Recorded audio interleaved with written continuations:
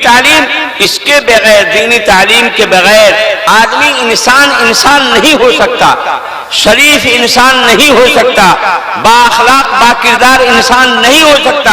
आका सल्लल्लाहु अलैहि वसल्लम इंसान कामिल हैं। इस पूरी कायनात में जब से दुनिया है और जब तक रहेगी कोई इंसान कामिल है और अकमल है और सारी खूबियों का हामिल है, वो आका और मौला हुजूर सरवर आलम सल्लल्लाहु अलैहि वसल्लम की ज़ात गिरामी।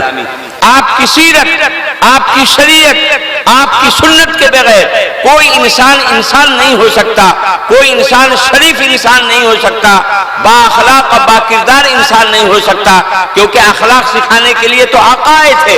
आपने फरमाया इन्नमा बुइस्तु मुअल्लिमा, फरमाया इन्नमा बुइस्तु लिउतम्मिम मकारिमल अखलाक, मुझे इसलिए भेजा गया है मैं तुम्हें अखलाक करीमाना पूरे तौर पर तुम्हें मैं बतला दूं। अखलाक के बाब में सब पीछे।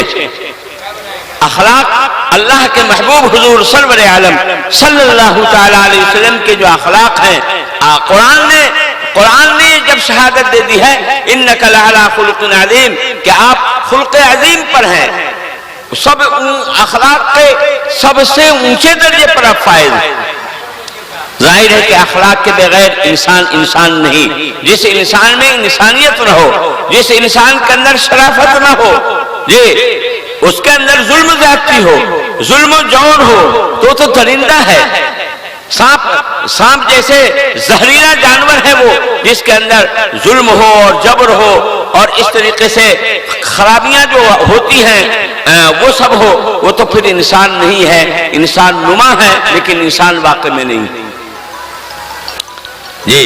तो दीनी तालीम, ये जो अल्लाह के महबूब हुजूर सरवर आलम सल्लल्लाहु तआला अलैहि वसल्लम जो भी अहकाम लेकर के आए, यही है दीनी तालीम।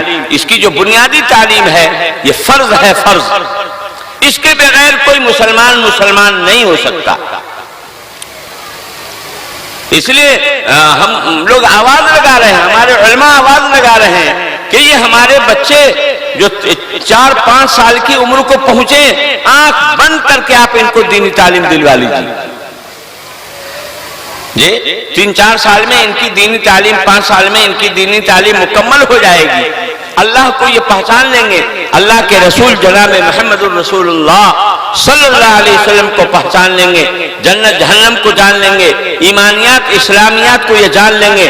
अब अगर किसी भी लाइन में जाएंगे, शौक से ये डॉक्टर बने और इंजीनियर बने और बैरिस्टर बने और अमीर बने और वकील बने, कुछ भी बन जाए, लेकिन ये मुसलमान होकर के रहेंगे।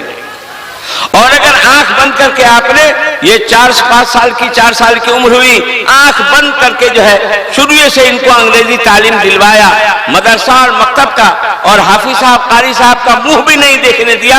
आप चूंकि अरबपति है, खरबपति है, ये चटाई पर और चट्टी पर बैठ करके तालीम देना दिलवाना, अब फटीजर मौलाना के पास बैठाना, ये आपकी अगर इंसल्टी है तो आखिरत के एतबार से आप बड़े खसारा में रहेंगे। ये फिर बच्चा आपका कोई गारंटी नहीं है कि इस्लाम पर कायम रहे, इस्लाम पर कायम रहे। ये ज़हनी और फिक्री इर्तिदाद का जमाना है।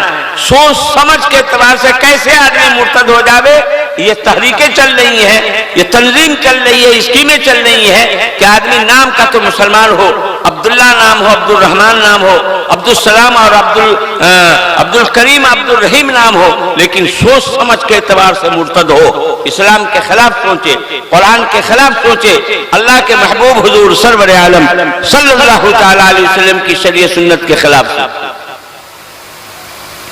जी। एक नौजवान है, पढ़ाई हो गई मुकम्मल, मुलाजमत की तलाश, एक इंटरव्यू में शरीक हुआ। इंटरव्यू लेने वाले ने कहा कि बेटे तुम तो मुसलमान हो? तो जी। अच्छा ये बतलाओ कि तुम्हारे कुरान ने मर्दों को तलाक का इख्तियार दिया है और औरतों को तलाक का इख्तियार क्यों नहीं दिया? मर्द जो है 4 शादी कर सकता है, औरत क्यों नहीं 4 शादी क्यों नहीं कर सकती? यही तुम्हारा सवाल है, इसका जवाब दो।